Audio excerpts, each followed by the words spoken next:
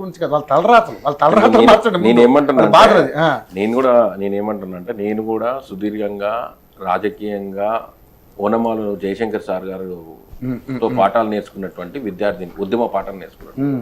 ఆ రోజు ఉద్యోగ సంఘాల్లో కీలకంగా పనిచేసినటువంటి తెలంగాణ ఉద్యోగ సంఘాలకు అధ్యక్షుడిగా ఉన్నటువంటి విఠల్ గారు, ఏదైతే నీటిపారుదల అంశాలపైన అవగాహన ఉన్నటువంటి విద్యాసాగర్ గారు, అదేవిధంగా వి ప్రకాష్ గారు, అప్పుడు 610 జీవో మీద సుదీర్ఘ అనుభవం ఉన్నటువంటి విశ్వనాథుల చేత ట్రైనింగ్ తీసుకున్నటువంటి ఉద్యమకారుల్లో నేనొకరిని, అందులో మిగిలిన ఉద్యమకారుల్లో నేనొకరిని. నాకు అప్పుడు పనిచేసినటువంటి ఉద్యోగ సంఘాలు తెలుసు, ఉద్యమకారులు తెలుసు, ఉద్యోగ సంఘాలతో మేము కలిసి పాఠాలు నేర్చుకున్నటువంటి ఒక చిన్న ఏజ్ ఉన్న నేను ఎక్కువ అనుభవం కలిగినటువంటి వ్యక్తిని. నేను ఏమంటున్నా అంటే నేను ఇది రాజకీయ అంశం కాదు, ఇది రాజకీయ అంశం కాదు. నిజంగా జీవితాన్ని ప్రభుత్వానికి జీవితాంతం ప్రభుత్వానికి సేవ చేసినటువంటి ఈరోజు ఉద్యోగులు నిజంగా చాలా గొప్ప, మేము గౌరవించుకోవాల్సినటువంటి బాధ్యత ఇక్కడ ప్రభుత్వంగా తెలంగాణలో పుట్టిన ప్రతి ఒక్కరి బాధ్యత అది మేము ఒప్పుకుంటాం దానికి కూడా. కానీ ఇక్కడ ఇది ఏం జరిగింది అని అంటే ఈడ పెండింగ్ బకాయిలు ఈ సమస్యలు అనేది ఈ రోజు నుండి వచ్చినటువంటి సమస్య కాదు. ఇది ఎప్పటికప్పుడు క్లియరెన్స్ అయ్యి ఉంటే ఈరోజు ఈ కొత్త సమస్య.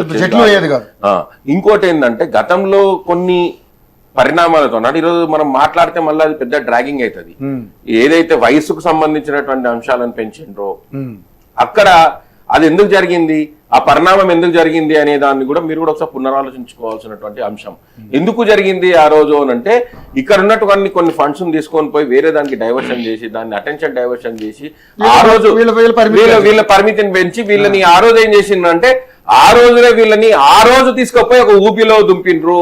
ఆ రోజు నుండే మొత్తానికి తీసుకుపోయి ఒక ఊబిలో వీళ్ళకి తెలియకుండానే వీళ్ళు మునిగిపోతున్నారు అనే అంశాన్ని ఆ రోజు తెలుసుకోలేకపోయారు. ఆ రోజు తెలుసుకోలేకుండా ఆ రోజు కొంచెం సోకాల్డ్ ఉద్యమకారులుగా పేర్కొంటున్నటువంటి ఉద్యోగ సంఘాలను ముందుగట పెట్టి వీళ్ళని ఎక్కడ కూడా బయటికి రానియకున్నటువంటి పరిస్థితిని ఆ రోజు తీసుకొచ్చిండ్రు.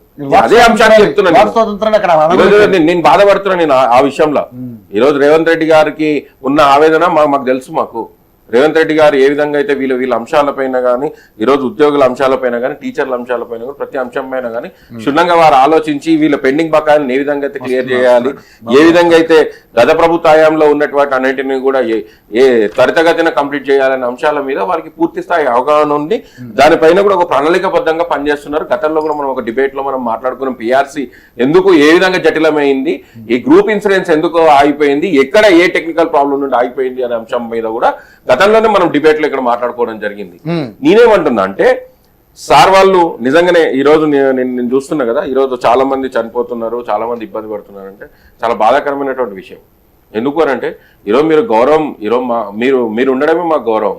మీరు ఉంటేనే కదా ఈ రోజు మాకంటూ ఒక జనన మరణ సర్టిఫికేట్ ఉంటుంది కదా, మా బతుకుదేరు మీరుంటేనే కదా మాకంటే ఒక కేర్ ఆఫ్ అడ్రస్ ఉంటది. అంటే ఒక స్టాంప్ వేసి ఒక సైన్ చేసి ఇచ్చేదంటే ప్రభుత్వ ఉద్యోగి లేకుంటే ఈరోజు మానవ జీవితానికి అది లేదు. రేషన్ కార్డు రావాలన్నా మీరే, మాకు ఈరోజు రేషన్ రావాలన్నా మీరే, ఏది చేయాలన్నా ప్రభుత్వ ఉద్యోగులే.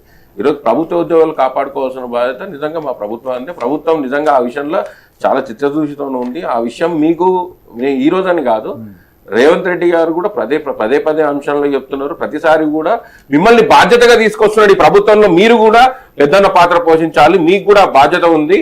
మీకు కూడా ఈ రోజు గతంలో ఉన్న ముఖ్యమంత్రి కాదు, ఈ ముఖ్యమంత్రి మీకు అందుబాటులో ఉంటాడు, మీరు పిలిస్తే పలికేటటువంటి వ్యక్తి ఈ రోజు మీకు ముఖ్యమంత్రిగా ఉన్నాడు. కానీ మీరు ఏ రోజు కూడా ఇబ్బంది పడాల్సినటువంటి అవసరం మీకు ఉండదు అనే విషయంలో ఈ ముఖ్యమంత్రి గారు ముందరికి తీసుకుపోతారు, ప్రణాళికబద్ధంగా తీసుకుపోతున్నారు. ఈ అంశం మీద చాలా క్లియర్గా ఉంది.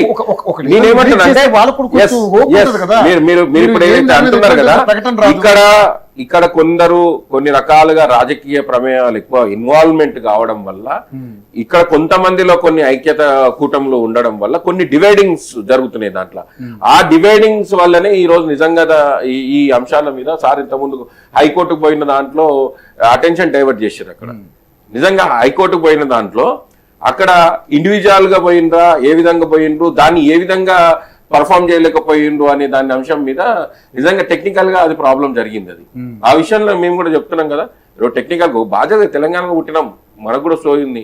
ఆ అంశాల మీద ఎక్కడో టెక్నికల్ గా జరిగింది. కానీ దాన్ని ఎవరు పరిశీలన చేసుకోవాలి, మనమే గ్రూప్ ఆఫ్ ఇంటెన్షన్ తీసుకొని మనము దాన్ని క్లియర్ చేసుకోవాల్సిన బాధ్యత మన అందరి మీద ఉన్నది.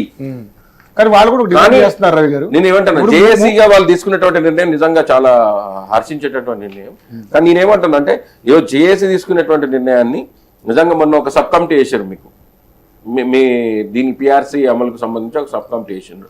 ఆ సబ్ కమిటీతో పాటు ప్రభుత్వ ఉద్యోగులకు ఉన్నటువంటి సమస్యలపైన అన్నిటి మీద కూడా తీర్చడానికి ఒక కమిటీని ఏర్పాటు చేశారు. ఆ కమిటీ ఎవ్రీ 2 వీక్స్కి ఒకసారి, అంటే 15 రోజులకు ఒకసారి దాని మీద కమిటీ సమావేశం ఏర్పాటు జరుగుతుంది సెక్రటేరియట్లో.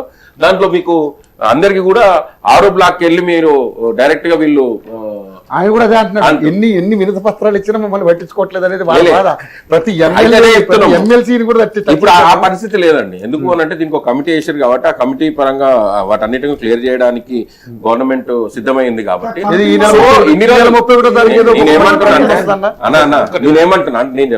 నేనేమంటున్నా అంటే సాగర్ అన్న అంటే ఒక ఉద్యమకారులు, ఒక క్రమశిక్షణకు, ఒక నిబద్ధతకు ఉన్నటువంటి ఒక వ్యక్తిలో ఒకరు.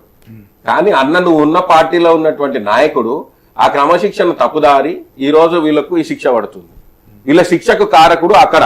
ఇక్కడ రాజకీయాలు మాట్లాడద్దన్నారు కాబట్టి నేను మళ్ళీ మాట్లాడితే బాగుండదు. అప్పుడు మన కళ్ళతోనే చూసినామే ఎందుకు వీళ్ళకి అన్యాయం చేసిరని. ఆ అన్యాయం జరిగింది, దాన్ని ఎట్లా పూడ్చాలి ఒక్క అంశమే కాదు, ప్రతి అంశంలో జరిగింది.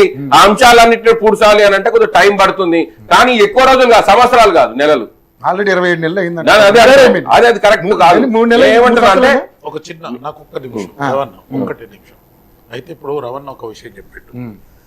నిజం గతం లోపల 58 సంవత్సరాల నుండి 61 సంవత్సరం చేయడం అనేటటువంటిది ఆ ప్రభుత్వం తన బాధ్యతను, బరువును వదిలిపెట్టుకున్నా. ఈ సత్యమే, దాన్ని మేము కాదనం సార్. అది చిన్న అంశం కాదు సార్. మీకు చిన్న అంశం, మాలాంటి నిరుద్యోగులకు చాలా పెద్ద అంశం అది. మీరు చూసే యాంగిల్, నేను చూసే యాంగిల్, ఈ 2 యాంగిల్స్ వేరు. నేను అనేది ఏంటంటే ప్రభుత్వంలో ఉన్న ఒక పెద్ద కూడా అన్నాడు ఏంటంటే, ఎవరో కాదు బట్టి విక్రమార్క గారు సాక్షాత్తు అసెంబ్లీలో అన్నారు, ఏమని, గత ప్రభుత్వం తన భారాన్ని అంతా తీసుకొచ్చి మా మీద పడేసిండు అధ్యక్ష అని చెప్పన్నారు. అయితే ఈ విషయం మీద మీరు కూడా మీకు ఉన్నత స్థాయిలో చర్చ జరిగినప్పుడు మీకు చిన్న క్లారిఫికేషన్ ఏంటంటే, 58 నుండి 61 సంవత్సరాలు చేసింది వాస్తవం. దానివల్ల ఆ ప్రభుత్వము 1 సంవత్సరానికి 5,000 కోట్లు 6,000 కోట్లు ఇచ్చేదాన్ని తప్పించుకున్నది. ఇది క్లియర్. ఆ తర్వాత మేము సపోజ్ ఇప్పుడు నేను 61 సంవత్సరం, నేను మొన్న రిటైర్ అయినా. ఒకవేళ 58 సంవత్సరాలు ఉంటే ఆ రోజే రిటైర్ అయ్యేది. కానీ ఇప్పుడు 58 రిటైర్ అవుతారు కదా. అంటే నేను అనేది ఏంటంటే, విక్రమార్క గారి మీద మాకు బాగా ఒక గౌరవం, ఒక విశ్వాసం, ఒక నమ్మకం ఉంది.